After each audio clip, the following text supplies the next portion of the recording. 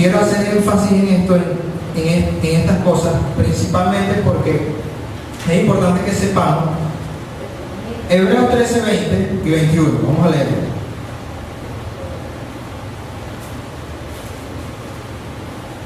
Hebreos capítulo 13, versículos 20 y 21. Dice: y el Dios de paz, que resucitó a los muertos de nuestro Señor Jesucristo, el gran pastor de las ovejas por la sangre del pacto eterno, os haga aptos en toda obra buena, para que hagáis su voluntad, haciendo Él en vosotros lo que es agradable delante de Él, por Jesucristo, al cual sea la gloria por los siglos de los siglos. Amén. Habla de Él. Él haga algo en nosotros, que Él nos prepare, que Él a través de su Hijo nos haga hacer las cosas. En otras palabras, la Biblia dice que Él pone el querer como el hacer. Y quiero que busquemos también, para ir dándole sustento a esto, el mismo Hebreo, capítulo 5, versos 8 y 9, hablando de Jesús, hablando de referencia a Jesús en nuestras vidas. Y aquí dice del comportamiento, lo que Él hizo. Y aunque era hijo, por lo que padeció, aprendió la obediencia. Y habiendo sido perfeccionado, vino a ser autor de eterna salvación para todos los que le obedecen. No solo habla de el que lo conoce o el que cree, sino que lo obedece. Habla de un síntoma, digamos un diagnóstico de aquellos que creen en Dios, que le obedecen. También hablamos ayer en la primera, nuestro pastor Naum me decía que un discípulo no es solo aquel que conoce, sino que lo aplica. No solo busca aprender, sino que lo lleva a una práctica. Entonces, si somos hijos de Dios, si somos creyentes, debemos de poner por obra la palabra. Y por último, para terminar hablando de esto, Filipenses 2:8. Filipenses capítulo 2, versículo 8. Hablando de Jesús.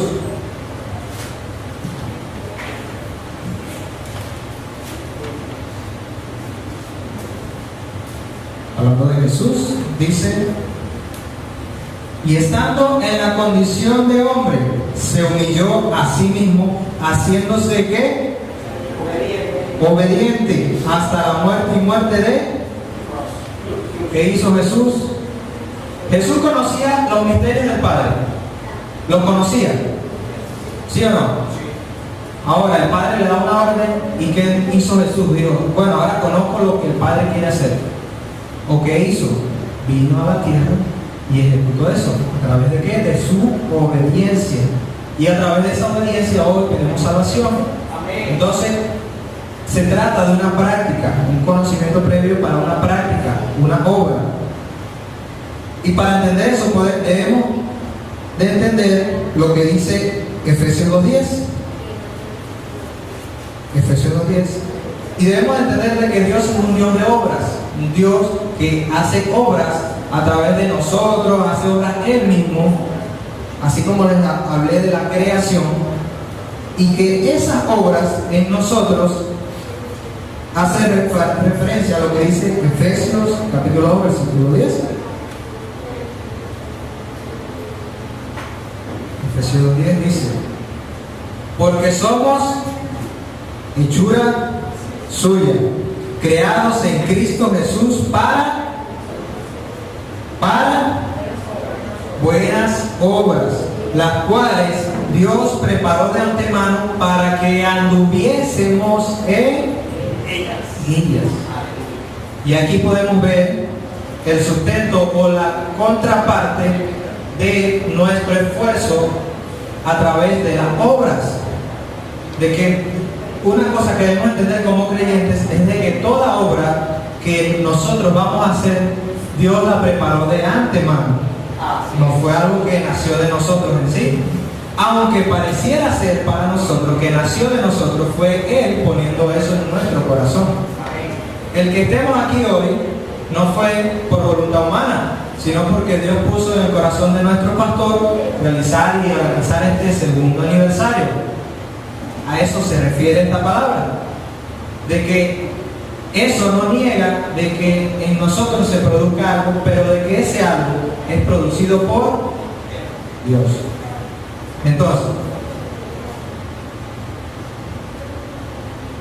allí mismo en Tito, donde estamos en el verso, la base, en Tito, pero capítulo 2, versículos 13 al 15, dice: aguardando la esperanza bienaventurada y la manifestación gloriosa de nuestro Dios y Salvador Jesucristo, quien se dio a sí mismo por nosotros para redimirnos de toda iniquidad y purificar para sí un pueblo propio, celoso de buenas obras. ¿Un pueblo qué? Celoso. Esta palabra en el original habla de un anhelo, habla de anhelar, de que anhelemos buenas obras. Y se trata de un querer dentro de nosotros. Bueno, el 15 dice: esto habla y exhorta y reprende con toda autoridad, nadie te menosprecie. ¿Hablando qué? De esto. ¿Por qué? Debemos entender algo, de que nosotros no somos redimidos para quedarnos estáticos. Nosotros fuimos sacados de un mundo donde hacíamos lo malo a hacer lo bueno. No hay un punto intermedio. No se trata de que, bueno, antes yo como dicen muchos, no, yo antes fumaba y ya no fumo, y antes bebía, pero ya no bebo casi ya. Y ya, eso es todo. Pero no se trata, ahí Dios no está haciendo una obra. Cuando Dios verdaderamente hace una obra, no te quita de hacer lo malo y te deja estático. Cuando Dios te llama, como dice su palabra, nos sacó de las tinieblas. ¿A dónde? Fuera muy diferente el texto que dijera: nos sacó de las tinieblas y nos salvó de las tinieblas. Fuera muy diferente. Pero dice: nos sacó de las tinieblas a su luz. Hay un cambio radical en ese traslado, por así decirlo, de las tinieblas a la luz. Se trata de que Dios me quitó de hacer malas cosas para ahora voy a predicar el Evangelio, hacer lo que Él me ha mandado hacer en su palabra. De eso se trata, no de estarnos estáticos. Entonces, para continuar con esto, vamos a Mateo capítulo 5, verso 16. Mateo capítulo 5, verso 16.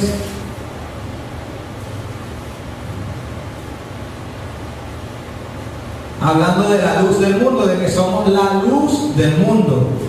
Dice: así alumbre vuestra luz delante de los hombres, para que vean vuestras buenas obras y glorifiquen a vuestro Padre que está en los cielos. Para que vean nuestras buenas obras y glorifiquen ¿a quién? A nosotros. Para que digan: wow, Ángel se la comió, Ángel es el Papa Upa. O para que digan: no, Raymond o Cristian, no, son los mejores. Sí, no. Sino, ¿para qué? Para que glorifiquen a nuestro Padre, porque somos vasos para su gloria, vasos de barro, en manos de un Dios todopoderoso. Amén. Y Él produce en nosotros todo eso. Entonces, hablándoles de lo primero, en eso podemos ver que para poder entender las obras tenemos que entender de que Él las produce. Y al entender nosotros que Él las produce, entendemos de que la gloria es para Él. Amén. Vamos a poner, se lo voy a poner así. Dios tiene un plan. Dios lo piensa. Viene Él y lo quiere implantar o lo quiere hacer por obra y lo pone y va y se lo pone en el corazón a Daniel. ¿Lo puso quién? ¿De quién fue la idea? Y y resulta que Dios le dice: Daniel, quiero que hagas esto. ¿Qué pasaría si Daniel hace eso y dice: yo soy aquí, miren lo que dice, eso lo hice yo? ¿De quién fue la idea? ¿De quién fue la idea? De Dios. Entonces eso rompe con todo orgullo humano de decir: no, yo hice tal cosa. ¿Por qué? Porque de Dios fue la idea y Él fue quien te la dio. Él solo te usó como instrumento para terminar eso que Él ya previó. Entonces eso rompe con todo orgullo, así como también decía nuestro hermano Ángel, la doctrina de la gracia, que hace resaltar tanto el amor de Dios, y nosotros como hombres depravados o como no tenemos capacidad de buscar a Dios. Asimismo, esto, cuando entendemos las obras, vamos a desviar nuestra mirada de nosotros mismos y vamos a entender de que cada una de las obras que hacemos es para glorificar a nuestro Padre, Dios. Y toda doctrina que nos lleva a Dios y no al hombre, que es la doctrina correcta, bíblica. ¿Por qué? ¿Cuál es el fin? Que lo glorifiquemos a Él, que Dios sea exaltado por sobre todas las cosas. Es el fin de esta palabra. Entonces, para continuar con lo de las obras, vamos a Santiago capítulo 2. Esto es pura Biblia, hermano.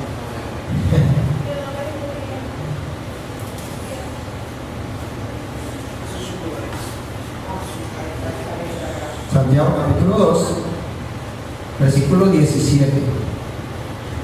Y ya hemos escuchado más o menos, algunos quizás han escuchado más o menos de esto, que dice: así también la fe, si no tiene obras, es muerta en sí misma.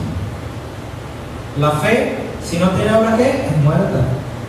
Y para ejemplificar esto, hay una alegoría bíblica que está aquí más abajo, en el verso 26 del mismo Santiago 2. Dice: porque como el cuerpo sin espíritu está muerto, así también la fe sin obras está muerta. Y recuerdo un ejemplo que di hace un tiempo, que dice, que es un ejemplo así, hablando del cuerpo, es muy referente a esto. Cuando usted va a un velorio, y ven la urna y está la persona allí, el cuerpo de la persona, y usted se acerca y lo ve, allí está la persona. ¿Está la persona allí?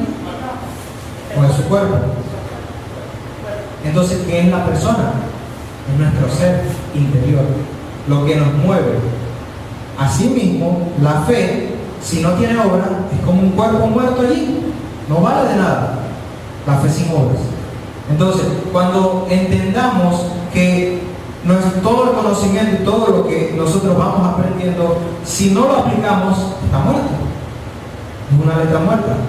Porque yo puedo leer un libro secular y eso no me va a dar vida, porque es letra muerta. Pero la palabra es aplicable, y cuando nosotros aplicamos la palabra, donde está la obra, donde se da vida a través de las obras.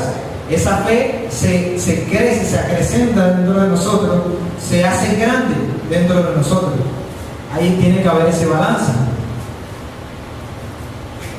Y vamos aquí mismo en el mismo Santiago 1:22 dice: pero sed hacedores de la palabra y no tan solamente oidores, engañándoos a vosotros mismos. ¿Qué hacemos si nos aprendemos todas las doctrinas posibles y no las ponemos por obra? ¿A quién estamos engañando? A nosotros mismos. Nos estamos engañando a nosotros mismos. ¿A quién le gusta que lo engañen? A nadie, ¿verdad? Y sería absurdo de que, vamos a poner un ejemplo,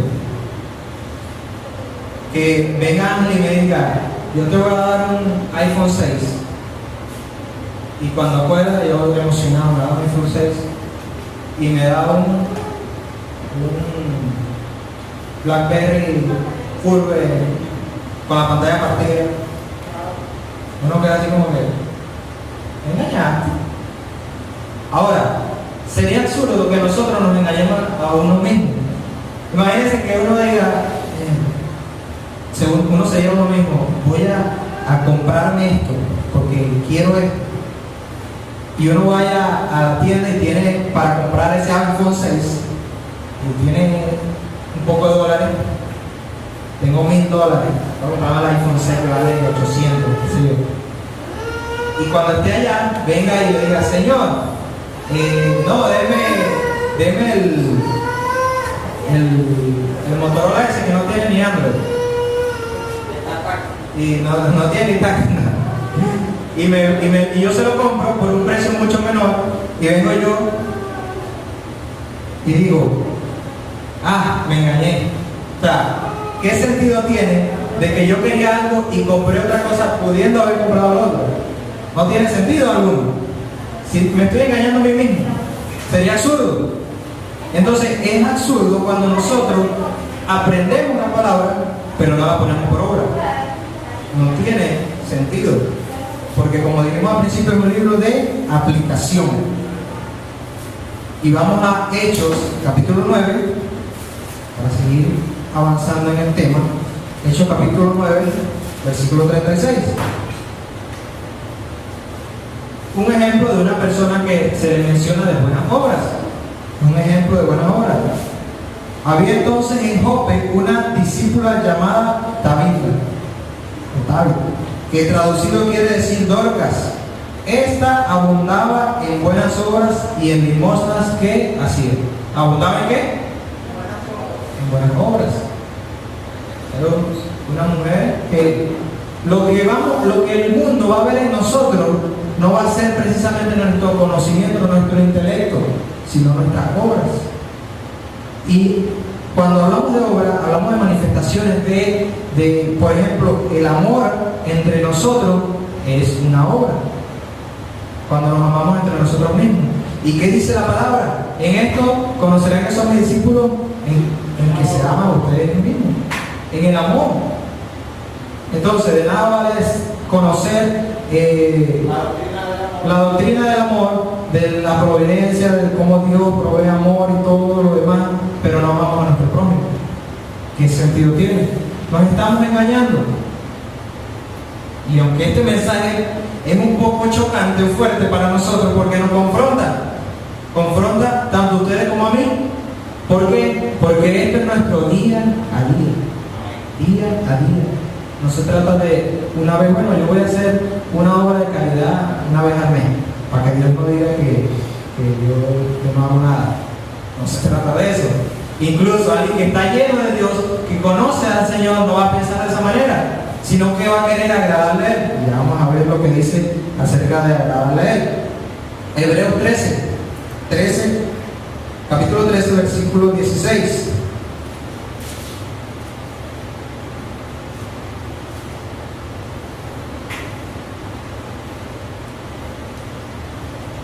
La obra de Cristo, eso es fuera del versículo, la obra de Cristo nos acerca al Padre. Pero cuando ya somos hijos, Dios nos dice que hagamos obras, que hagamos buenas obras.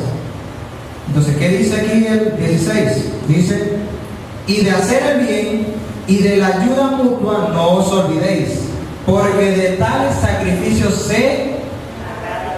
¿se agrada a quién? La gente. ¿Se agrada a quién? ¿De qué? De estos sacrificios, de la ayuda mutua, de las buenas obras. Se agrada a Dios. Y dice, obedeced a vuestros pastores y sujetaos a ellos, porque ellos velan por vuestras almas, como quienes han de dar cuenta, no, para que lo hagan con alegría y no quejándose, porque esto no os es provechoso. Entonces, aquí también habla de sujetarnos a nuestras autoridades, nuestros pastores. Sujétense a sus pastores. ¿Cómo? Porque ellos velan por vuestras almas. Una de las labores más difíciles es la labor pastoral, porque tiene que velar por sus ovejas. Y nosotros lo podemos asemejar al mundo natural. Un pastor que no está pendiente de sus ovejas, ¿qué pasa con las ovejas? Se le pierde, se la Entonces es una labor, digamos, bastante amplia y bastante fuerte. Y dice, ellos velan por vuestras almas como quienes han de dar cuenta, porque es una responsabilidad. Es una responsabilidad. Entonces, hablando en cuanto a las obras, debemos de estar claros de que cuando vamos a hacer algo debemos siempre estar sujetados a nuestros pastores. Y sujetados no significa amarrados, significa que ellos estén al tanto de cada una de las cosas que nosotros hacemos y de que ellos nos den esa aprobación.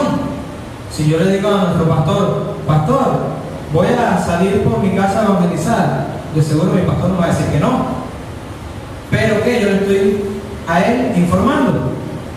Entonces, las obras van en relación con el ministerio, van en relación con la iglesia, pero algo que quiero hacer aquí, acotación, es en cuanto aquí dice que de estos sacrificios se agrada a Dios. Ahora, si Dios, como les dije hace un momento, primero Dios, nosotros no hagamos nada. Viene Dios y envía a su Hijo y nos redime. Después que nos redime, ya después que no merecíamos nada de eso, ahora a través de su Hijo tenemos pleno acceso, ahora tenemos un Padre. ¿Y cuántos tienen padres aquí? Padre natural. ¿Cuántos saben de que un padre se agrada cuando el hijo lo obedece? Hemos dicho, ¿cuántos son padres? ¿Qué pasa si un hijo lo obedece? Si un hijo lo desobedece, se siente mal, obviamente, pero si lo obedece, se va a sentir agradado por su hijo. Asimismo, nosotros, después que somos salvos, esas obras que preparó de antemano no significa, y esto es muy importante, de que la soberanía de Dios no significa de que Él preparó esas obras y bueno, yo voy a quedarme esperando a ver qué hace Dios. Voy a esperar a ver qué dice Dios. Porque es que ya hay una voluntad revelada a través de la palabra. Y Él nos manda a hacer. Él nos manda a hacer. Entonces, no se trata de quedarnos estáticos, sino de actuar en base a su palabra. Se trata de tener iniciativa. Entonces, fíjense algo. Vamos a Filemón. El libro de Filemón, el capítulo 3. Es uno solo. Dejen estar buscando el 2, el 3, es uno solo. Eso para que se despertaran ahí, que pelaran los ojos y dijeran, ¿dónde está el otro? Filemón, el versículo 21. Pablo a Filemón dice, te he escrito confiando en tu obediencia, sabiendo que harás aún más de lo que te digo. ¿En qué confiaba Pablo? La obediencia de él, de que él estaba dando unas órdenes y le estaba diciendo, yo confío en que vas a hacer eso y vas a hacer aún más de lo que te digo. Entonces, aquí quiero tocar un punto muy importante y se trata de el dar más de lo que se nos pide. ¿Por qué? Y hay una parábola cuando habla del siervo inútil, de que dice, ¿quién que su siervo hace el trabajo que le corresponde, lo recibe con alegría y con gozo, si para eso fue que se le está pagando? En otras palabras, ¿cuántos han trabajado un trabajo secular normal? ¿Y qué pasa? ¿Cómo creen ustedes que el jefe se va a sentir complacido cuando ustedes hacen lo que les compete, cuando hacen más de lo que se les compete? Hacen lo que les compete más, otras cosas más. ¿Cómo se sentiría el jefe en ese caso? Complacido. ¿Y qué pasa con esas personas que hacen más de lo que se les manda? Por lo general, cuando es un jefe que le da confianza, no puede subir a otro cargo, es decir, no, antes se esfuerza más, da más de lo que le pido. Entonces, eso es algo, es un principio natural y espiritual de dar más de lo que se nos pide. Debemos de dar más. Hace un tiempo conversaba con uno de nuestros hermanos y le decía, debemos no de conformarnos con lo que se hace en la iglesia, sino de dar más de lo que se nos pide en la iglesia. Si mi pastor me dice, vamos a dar un ejemplo, necesito trasladar una silla de Cumareo para Barquisimeto, ejemplo, y ahí te va a esperar el pastor Naum. Entonces, si yo voy y hago eso, pero lo hago y ya, está bien, bien hecho, buen trabajo. Pero si vengo yo y doy más, yo llego más temprano, soy más eficiente, digamos que lo hago en menos tiempo de lo esperado, va a decir, wow, son menos recursos. No, vamos a usar 5 camiones. No, en 3 caben eso. Y se gasta menos dinero. Todo eso. ¿Qué pasa? ¿Va a sentirse complacido? ¿Sí o no? Entonces, de esa misma manera tenemos un Padre que se complace cuando nosotros le damos más de lo que Él nos pide. Y de eso se trata. Esta es la contraparte de lo que les hablé al principio, de las obras. Él pone ese querer, pero está en nosotros porque ya nosotros antes no teníamos, nuestra inclinación estaba hacia el pecado. ¿Sí o no?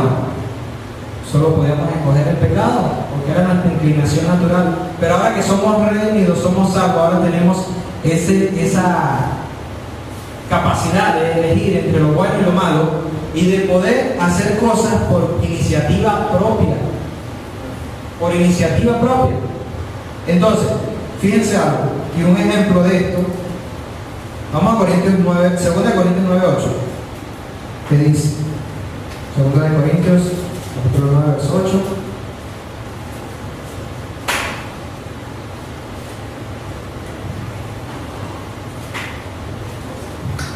Que dice, y poderoso es Dios para hacer que abunde en vosotros toda gracia, a fin de que teniendo siempre todas las cosas, todo lo suficiente, abundéis para toda buena obra.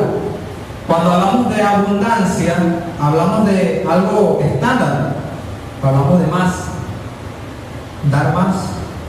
Entonces, siempre las obras vamos de la mano con el Señor, como decía en la conferencia pasada. Dios nos dice, vamos a hacer esto, ve, haz esto, pero Él va con nosotros.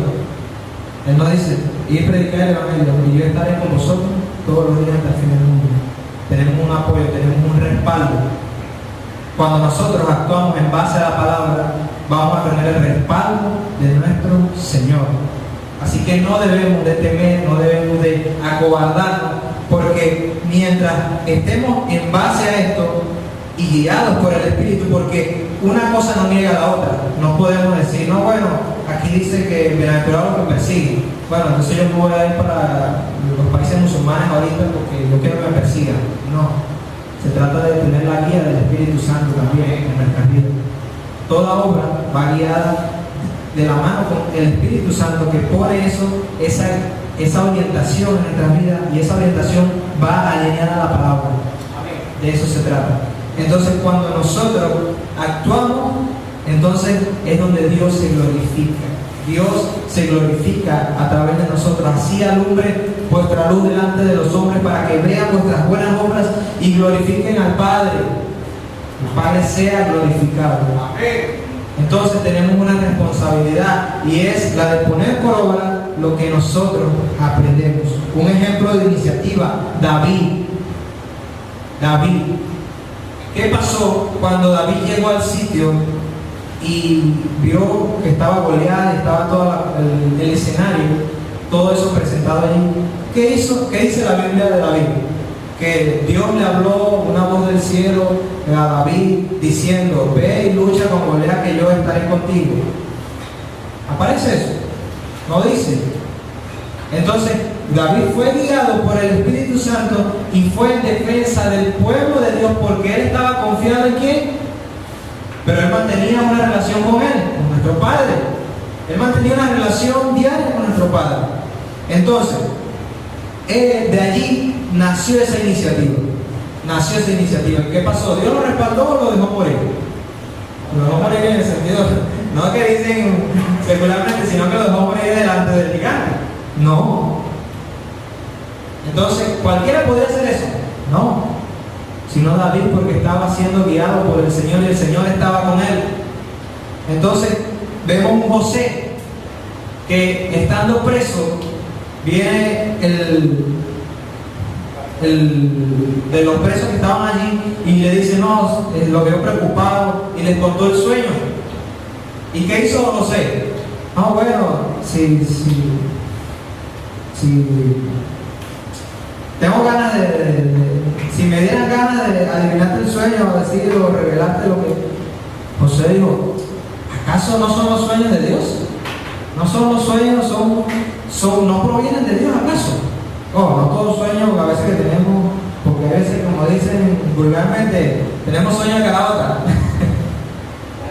Entonces, hay sueños que a veces no me significan nada, pero hay sueños que son de Dios.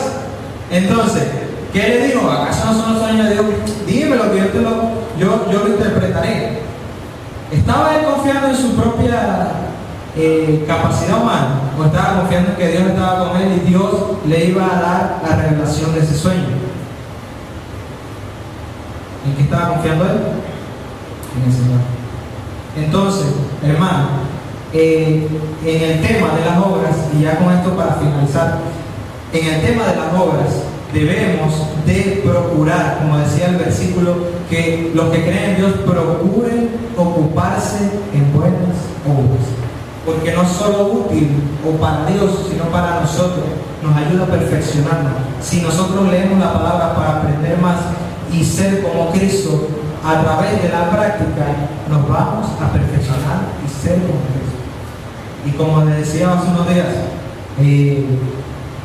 no se trata solo de conocer.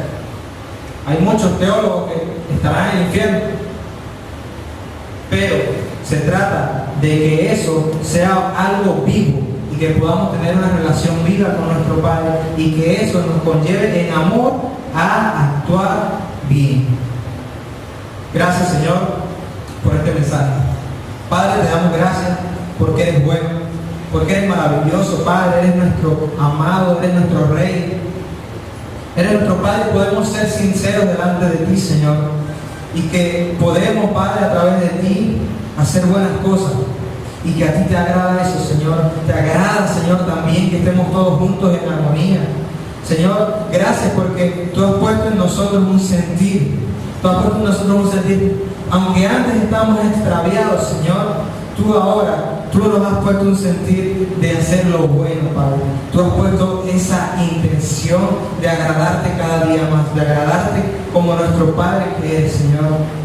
Y ayúdanos, Señor, en cada día. Ayúdanos a perfeccionarnos en tu obra, Padre, y a dar más de lo que se nos exige. Aunque se nos pide una cosa en la iglesia, cumplir y además hacer cosas aparte de eso, Señor, que puedan ser para el beneficio y para el crecimiento de la obra de ti, Señor, de nuestro Dios amado, Señor. Que no solo estemos en tu viña, Señor, sino que podamos conocer al Señor de la viña, Padre, y que podamos conjuntamente conocerte a ti, Señor, y asimismo trabajar para ti, Señor, como siervos amados que somos, Padre. Como siervos amados, gracias por tu Hijo, Señor, que nos ha hecho libres, Señor, y que nos ha puesto como tus hijos, Señor. Te damos gracias, Padre, por este mensaje, Señor. Te damos gracias porque tú hablas a través de tu palabra a nuestras vidas, Señor. Y te pido, Señor, que esta palabra quede sembrada en los corazones y pueda dar un fruto, Señor, que es lo importante, como se ha dicho hasta ahora, Padre. En el nombre poderoso de Jesús. Amén.